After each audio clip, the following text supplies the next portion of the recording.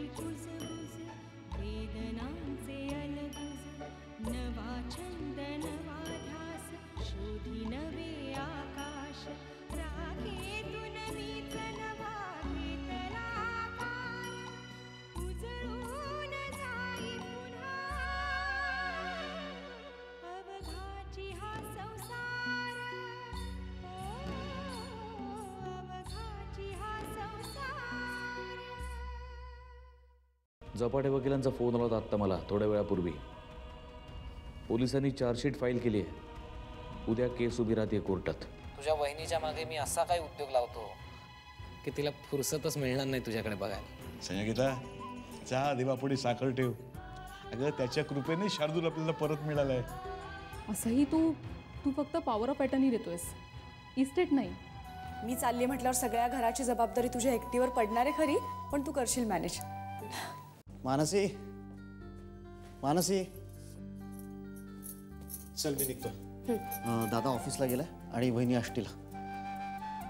तू घर फक्त व्यवस्थित सांभाळ प्लीज. मला माहिती आहे तुम्ही काही काळजी करू नका, मी आहे ना, सगळं व्यवस्थित सांभाळ.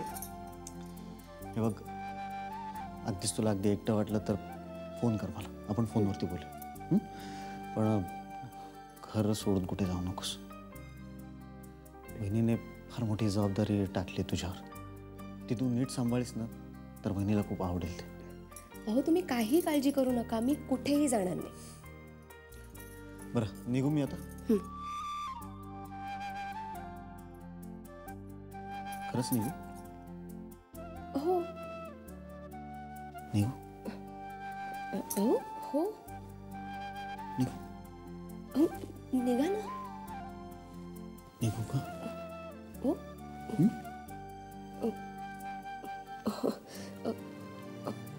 खरंच निघू? मानसी, ए मानसी. अहो काय?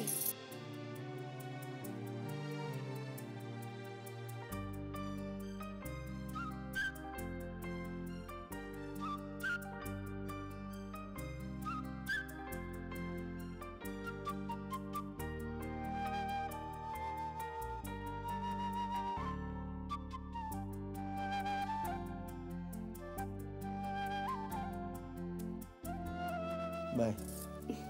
बाय.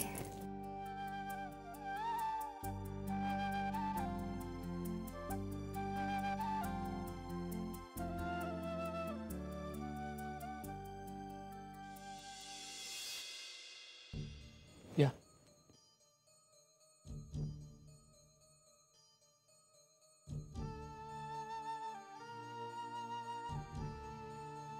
सचिन, अरे हा काय प्रकार आहे? तुम्हाला कुठे घेऊन आलायस? आणि हे एवढं मोठं घर कोणाचं आहे? बाबा, माझ्या कॉलेजमधल्या एका मित्राचं फार्म हाऊस आहे. आपण नागपूरजवळच उमरेड गावात आहोत. तर असे अचानक इथे का आलोय आपण? कारण तिथे आपल्या सगळ्यांच्या जीवाला धोका होता म्हणून. आता काही दिवस आपण इथेच राहायचं. पुढचं पुढे बघू. हे नेमकं सगळं काय चाललंय जरा सांगाल का? हे बघ संयोगिता, मी सध्या एवढंच सांगू शकतो की आपल्या सगळ्यांचा जीव वाचावा म्हणून मी हे सगळं करतोय. ही जागा कोणाला माहिती नाही आहे. आपण 4-5 दिवस इथं सहज राहू शकतो. आपण कुठे आहोत हे कोणालाही कळता कामा नये, तुझ्या दादालाही नाही. आपण का? कारण मी कोणावरही विश्वास ठेवू शकत नाही संयोगिता, कोणावरही नाही. मोठ्या मुश्किलीने मी शार्दूलला त्या लोकांच्या तावडीतून सोडवून आणलंय. त्याला पुन्हा त्रास होऊ नये म्हणून हे करतोय मी. हे बघ, इथे सगळी व्यवस्था आहे, किचन सुद्धा आहे. आपण काही दिवस इथे राहू शकतो. ओके, तू असं कर, तू शार्दूलला घेऊन आतल्या खोलीत जा, त्याला नीट झोपव. मी बाकीच्या रूम्स बघतो.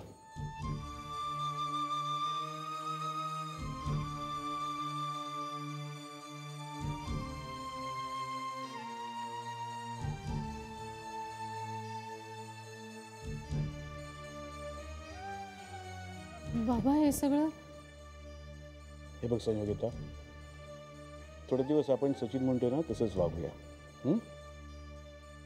चल.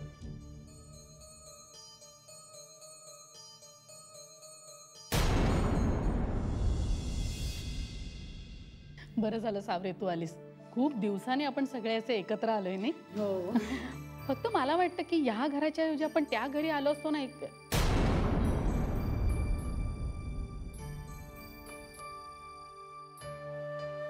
खरंच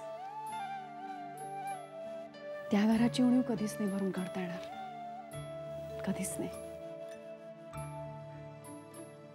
माझ्यामुळेच तुम्हाला ते घर सोडावं लागलं आणि आता माझ्यामुळेच ते घर अस्तित्वातही नाहीये. खरंच मी माफी मागते तुमची. आई प्लीज, तू काही हे सगळं मुद्दाम केलेलं नाहीयेस. असो, तिथे नाही पण आज इथे आपण सगळे एकत्र भेटलोय ना, मग आता त्या दुःखाच्या आठवणी नको. तू 4 दिवस आली आहेस ना, मग 4 दिवस आनंदाने घालवूया. खरंच सावरे, मलाही असंच वाटतं. आता सगळं विसरून आपण 4 दिवस छान आनंदात घालवूया. बाबा कुठे? अगं भाऊजी बाजारात गेलेत, येतील एवढ्याच. अगं तुला भूक लागली असेल ना, तुम्ही जेवून घ्या. अंतरा झालं, ही रमली देवयानीमध्ये. हिला आता दुसरं काही सुचणार नाही. बरं तुम्ही तरी बसून घ्या. मी पानं घेते. चल.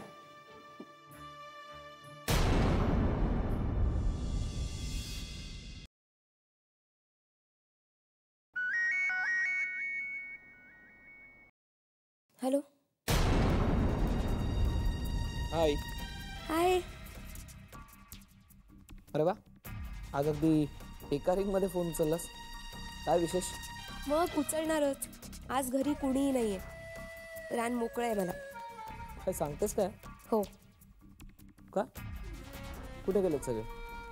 हे आणि दादा गेलेत ऑफिसला, आणि वहिनी 2 दिवसासाठी गेली आष्टीला.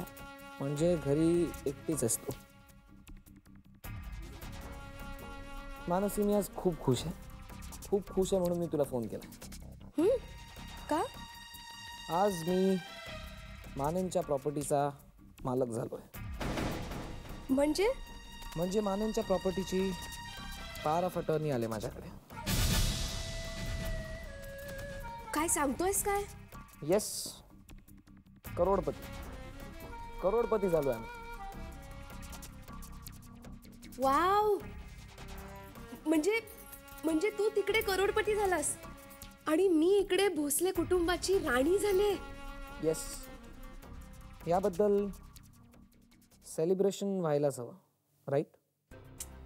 हो, पण मला घरातून बाहेर कुठेही जाता येणार नाही. का?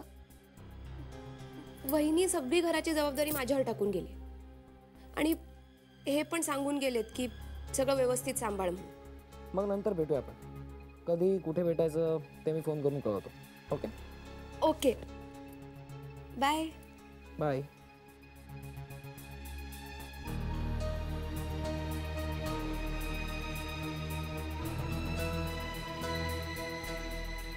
हिच्या घरी कोणीही नाही आहे.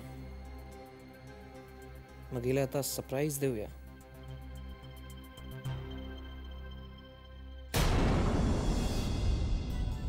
आज घरी कोणीच नाही. मानसी एकटीच आहे. बिचारी एकटी घरी बोर होत असेल. आज तिला एखादं सरप्राईज देऊ म्हणजे ती खुश होईल. पण काय देऊ? एखादा ड्रेस? हा, करेक्ट, ड्रेसच देऊया. वहिनी म्हणाली त्याप्रमाणे मीच तिची काळजी घ्यायला हवी, तिच्या इच्छा पूर्ण करायला हव्यात. आधी मी नेमकं तेच केलं नाही, त्यामुळे आमच्यात वाद झाले.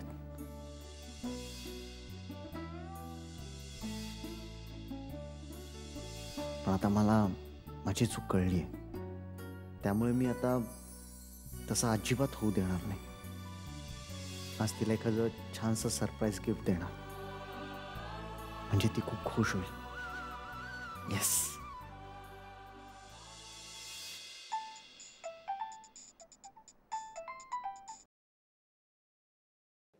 बोल. काय नाही, आज कोर्टात केस आहे ना. विश मी बेस्ट लक हर्ष. हर्ष, मला खूप भीती वाटते रे. भीती काय वाटायची त्यात? हे बघ, झपाटे सांगतील तसं वागलीस तर सगळंच ठीक होईल. आणि बघ, ते तुला केस सुरू व्हायच्या आधीच भेटणार आहेत. ते जसं सांगतील तसंच बोलायचं, तसंच वागायचं. नाहीतर काय? नाहीतर उरलेलं सगळं आयुष्य तुरुंगात जाईल खडी फोडण्यात. हर्ष प्लीज. खरं तेच सांगतोय. झपाट्यांच्या बोलण्याकडे नीट लक्ष दे.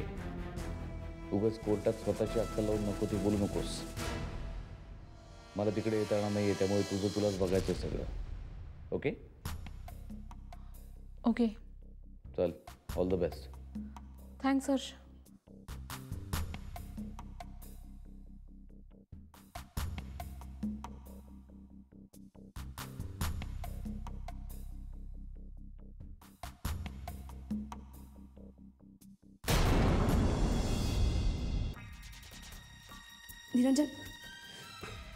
निरंजन, तू इथे का आलायस? तुला भेटायला.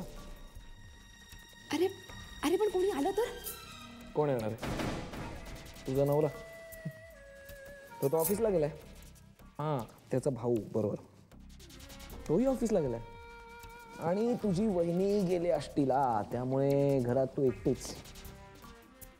आणि तुझ्याबरोबर मी.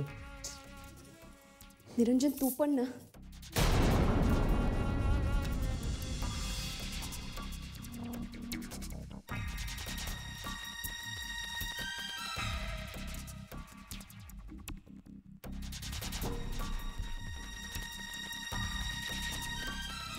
निरंजन, तू तू घरी यायला नको होतंस. आपण बाहेरच भेटलो असतो ना. बाहेर नेहमीच भेटतो. आज घरी भेटूया.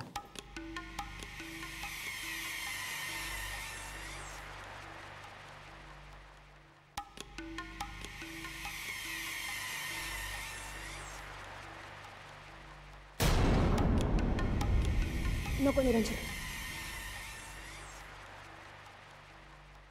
का? तुझं सासर आहे म्हणून? नाही, तसं नाही.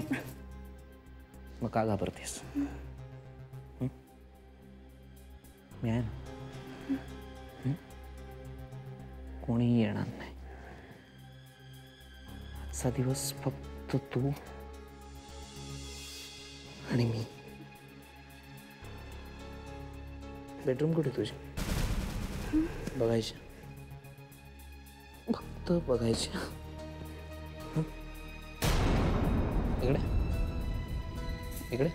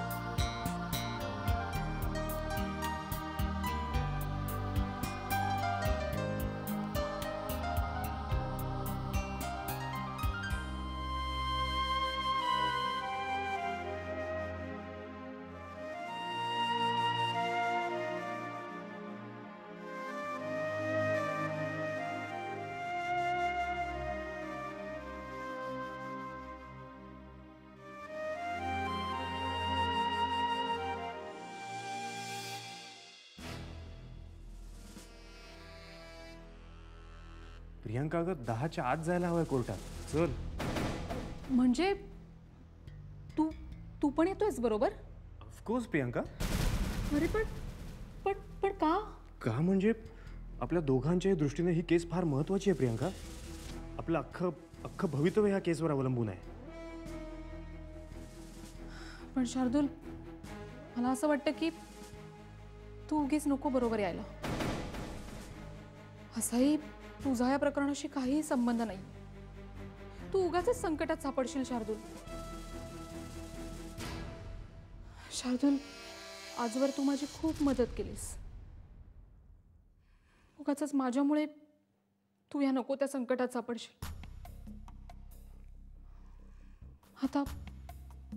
आता इथून पुढे माझ्या नशिबात जेही काही भोग लिहिलेत ते माझे मलाच भोगू देत. तू माझा स्वीकार केलास. मला तुझ्या बायकोची जागा दिलीस. हेच माझ्यासाठी खूप आहे.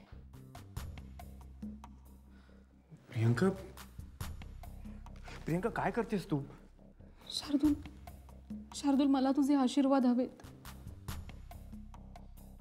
एका भारतीय स्त्रीसाठी तिचा पती देवाप्रमाणे असतो आणि मला या देवाचे आशीर्वाद हवे. तरच मी या संकटातून सुटेन. प्रियांका, तू ह्या केसमधनं नक्की सुटशील. एवढं प्रेम करतेस तू माझ्यावर आणि एवढं सगळं असताना मी तुला स्वतःला तुझ्यापासून इतकं दूर का ठेवू? काही वाटेल ते झालं तरी मी तुझ्याबरोबर कोर्टात येणार प्रियांका. शार्दूल, प्लीज, खरंच नको. खरंच तू असं काही करू नकोस शार्दूल. हे बघ, मी असं करते, मी निकाल लागल्या तुला लगेच फोन करते. आणि असाही आज निकाल लागेल असं मला काही वाटत नाही. म्हणजे अरे इतक्या लवकर निकाल थोडीच लागतो. आज हिअरिंग होईल, मग 2 पक्ष आपापली बाजू मांडतील, मग त्यानंतर कदाचित निकाल लागेल किंवा पुढची तारीखही मिळेल. शार्दूल, प्लीज तू येऊ नकोस. पण प्लीज.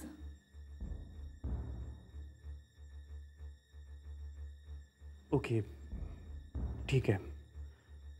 मला खात्री आहे ह्या सगळ्यातून तू नक्की सुटशील. All the best.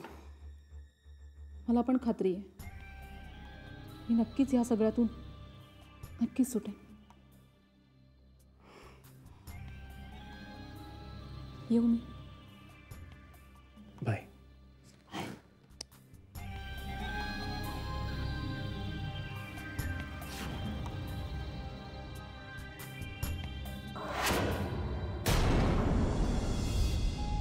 नेहा, शार्दूलचा काही फोन आला होता? म्हणजे त्याच्याशी काही बोलणं झालं त्यानंतर? हो, झालं ना. इथेच आला होता. काय? प्रियंकाची शिफारस करायला. तिला जेलमधून सोडवण्यासाठी मला मदत कर म्हणून सांगायला आला होता. सावरीताई, त्याचं प्रियंकावर खरंच खूप प्रेम आहे. मला नाही वाटत आता शार्दूल माझ्याकडे परत येईल म्हणून. नेहा, त्याला अजून माहीत नाहीये त्या प्रियांकाचं खरं रूप काय आहे ते. जेव्हा त्याला ते समजेल ना, तेव्हा तो नक्की तुझ्याकडे परत येईल. तोपर्यंत खूप उशीर झाला असेल ताई. असो, राजाराम काकांवर जो हल्ला झाला होता त्याची केस कोर्टात उभी राहते आणि त्या प्रियंकाला आरोपी म्हणून हजर करण्यात येणार आहे कोर्टात.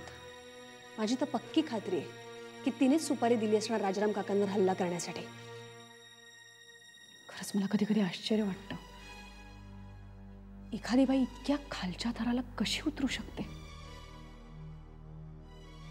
देवाने स्त्रीवर एक नवीन जीव निर्माण करण्याची पवित्र जबाबदारी सोपवली आणि प्रियांका एक स्त्री असून दुसऱ्याचा जीव घेऊ कसा शकते? ताई अगं, संस्कार, प्रेम, भावना, आदर्श या सगळ्यांपुढे तिला पैसा जास्त महत्वाचा आहे. काहीही करू शकते ती पैशासाठी. पैशाच्या हव्यासापोटी ती अजून किती जणांचे संसार उद्ध्वस्त करणारे देव जाणे.